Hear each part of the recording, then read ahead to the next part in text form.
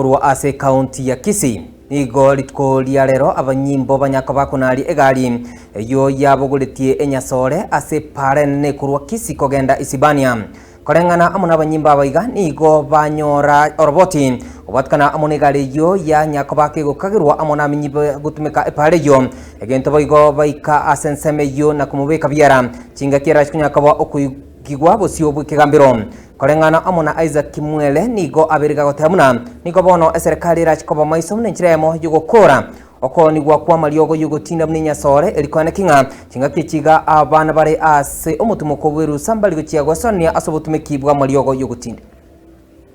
Our officers who were on night patrol received information that there was a motor vehicle KBT 275C number of registration NZE, which was coming from Migori, the general direction, and it was heading to Kisii. Our officers swung into action and they intercepted the motor vehicle around Kesonzo area. They managed to arrest one occupant who was the driver, and they recovered from there inside the vehicle.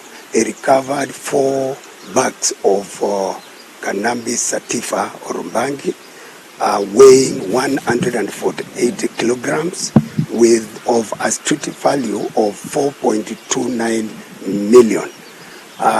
The accused is in custody, pending to be arraigned before us all public for giving us that information, because if it were not of the information that we got from them, then we wouldn't have arrested this. I want to appeal to members of public that they continue giving us such information, because you can see all this consignment was meant to get into the market, that black market, and also to destroy the future of our children. So I would request members of public to continue sharing such information with us, because the moment they share that information with us, we are ready to act accordingly. Was used to deflate the tires of the person who tried to run away. So the motor vehicle was the tires of the motor vehicle were deflated, so that the person who was carrying the bag was arrested. The suspect is supposed to appear immediately after some procedures are followed.